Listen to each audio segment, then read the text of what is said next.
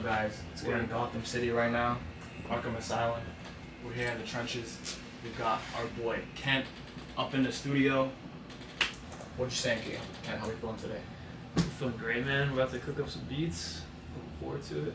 Sick studio in the trenches. In the trenches. Ready to go. Hell yeah. Before we get to it, let's just give the audience an introduction. Like, who exactly are you and what type of music do you make? Yeah. My name's Kent Sheridan. I'm from Los Angeles originally, but I live in Brooklyn these days, and I make dance music, more specifically like melodic, progressive house and techno. That's, meant for the club, meant for Ibiza, that kind of vibe. And yeah, anything that kind of lives in that lane, I like to mix it up, but stuff to be bumping to late at night. We actually got in contact with Kent through United Masters. Ask you specifically, like, how is working, I guess, kind of indirectly in the music industry affected your creative output, or was that like kind of a cause and effect type thing?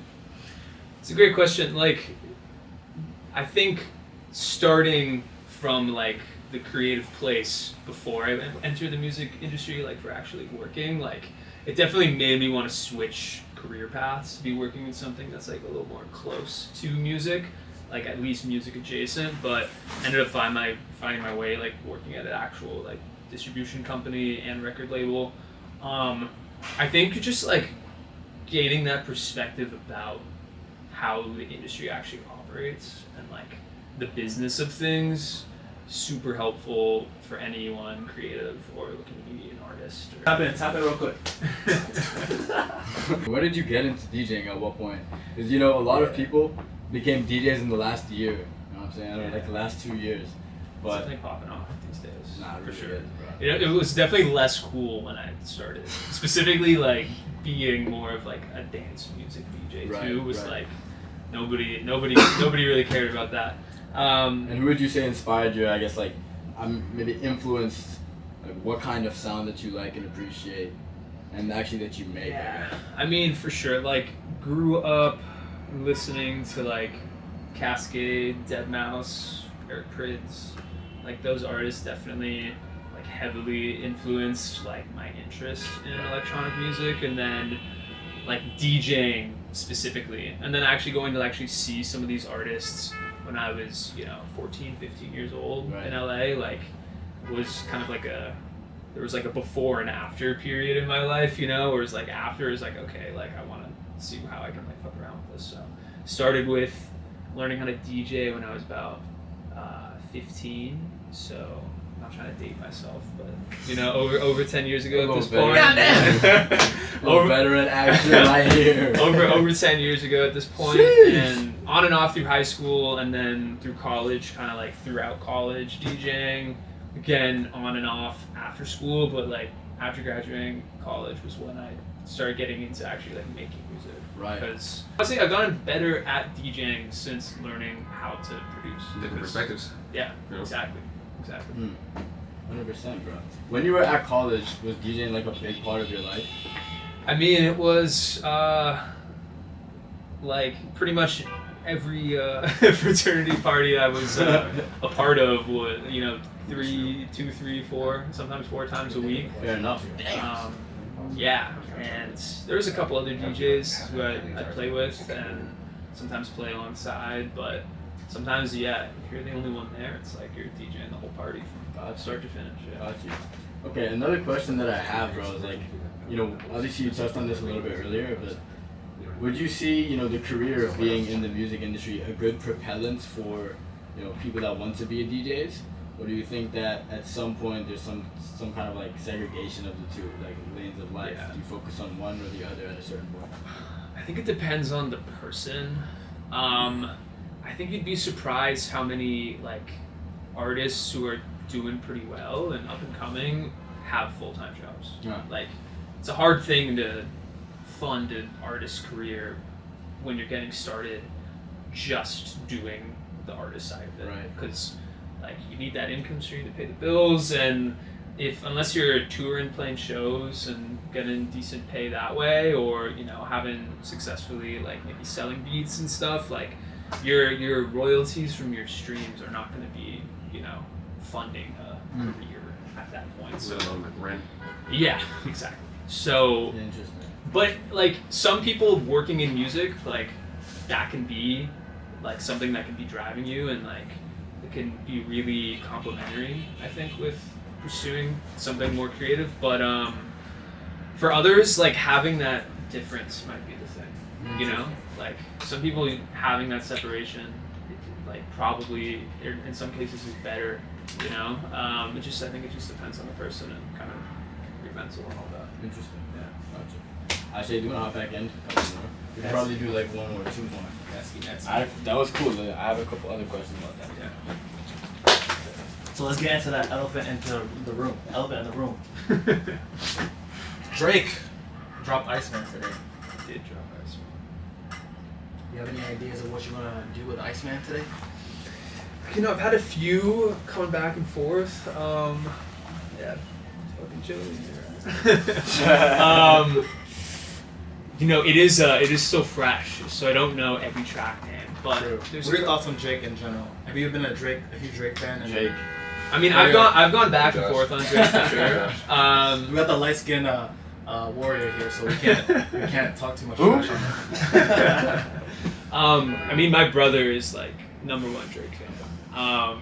He showed me Drake when I was little, like when what's it called, like So Far Gone was coming out, and like Drake was first like popping off. Like I remember listening to Best I Ever Had, and it was just like, damn, like I remember not realizing that the same person rapping and singing in the chorus was like Drake. I thought it was different people at that point when I was, I don't know, like 10 years old or something.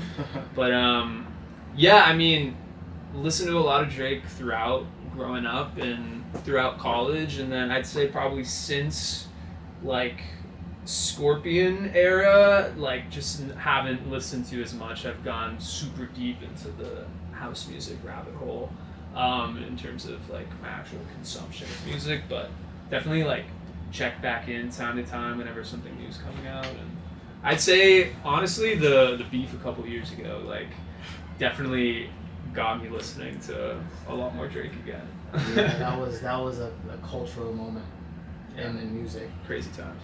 And I think kind of significant. Yeah, we could. Yeah, I got an extra one. I can hop in. Yeah, tag in, bro.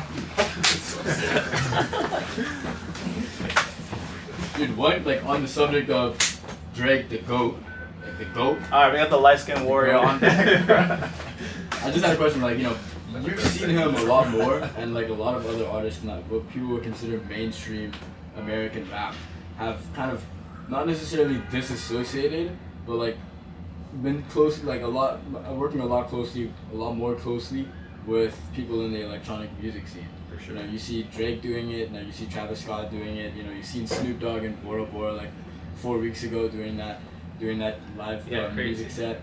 Like, where do you see, I guess, house music going? Where do you see the electronic music scene starting to go? And do you feel like you're gonna see more collaborative efforts between rap and house? Like definitely, and honestly, like this may be like a hot take to some, but like the rap and house crossover isn't really like all that new when you're like looking at the roots of like house music and techno music, and then you're looking at, I don't know, like just a lot of dance music over the years. It's definitely like more prominent now, at least in the mainstream, but like there's been influences between the two like throughout, and I think there's like early rap sampling a lot of like classic dance and like disco, and like a lot of the samples you get from that are like maybe from that era, or you know, more like soulful era, and like a lot of house is sampling the same material too, so like I think there's a lot of commonalities between them. But I mean, you know, like I think Drake with honestly Nevermind and working with like some kind of music guys, working with Gordo.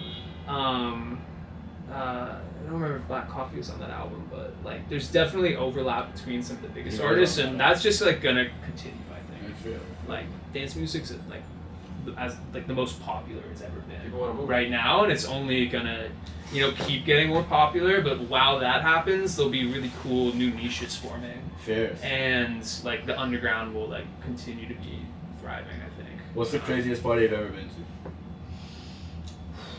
I mean, yeah, that's a great question. Project X shit. There's definitely a few coming to mind. Like, one would be one that I was actually DJing. It was college. It was St. Patrick's Day, which I went to Michigan, so that was like our big day. So we had a party during the day, and then we had one at night, which was we went from like 11 p.m. ish till about like 6 or 7 a.m. in the morning. On campus. Yeah, on campus. Oh. And well, not like on campus, like Yeah, slightly a off little campus, off. but yeah, it was like a 7-hour set, and it just was like non-stop energy the whole night. You It do was all 7 so hours? fun. Yeah, me and one of my friends were doing back to back for That's the whole 7 hours.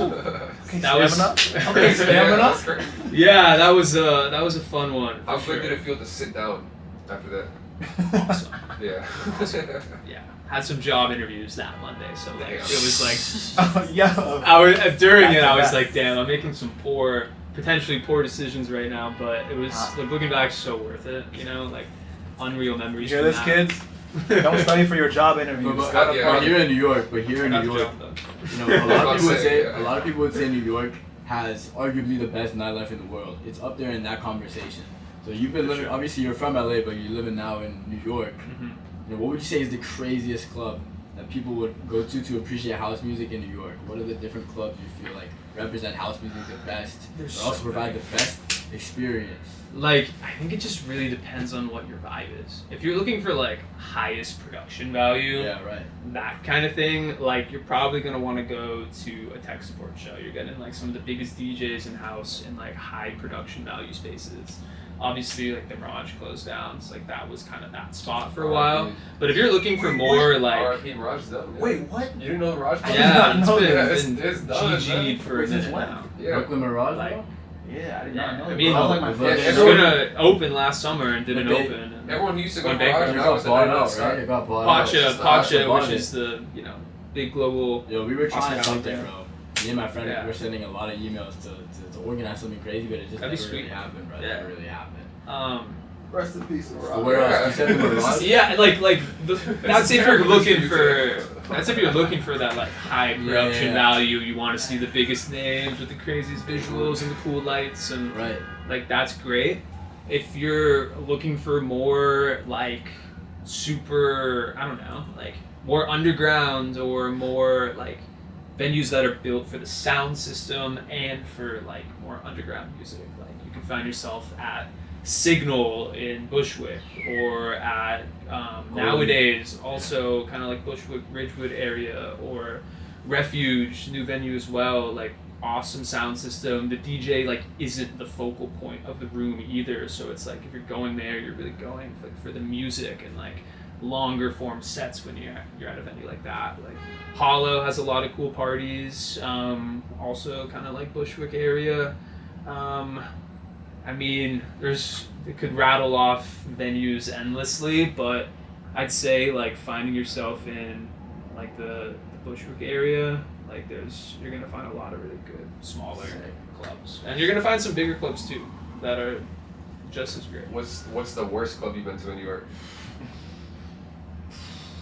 I don't Put him on know. the spot. Like sometimes, like hot take for some, but I think knowers know. Like the Mirage was like heinous at times, Honestly, dude. yeah. We'd be fucking closed It in did there. You have would have weird- no it's- room to it's move or had dance. a lot of weird moments. It's had some weird moments, Yeah. like. I mean, it could be the worst moment, but it could also literally be the best moment. Yeah, I've Yeah, had yeah. amazing nights there, and I've had nights there where I'm just like, I'm not having. I think that spot was impossible to make you not feel strongly about it when you leave.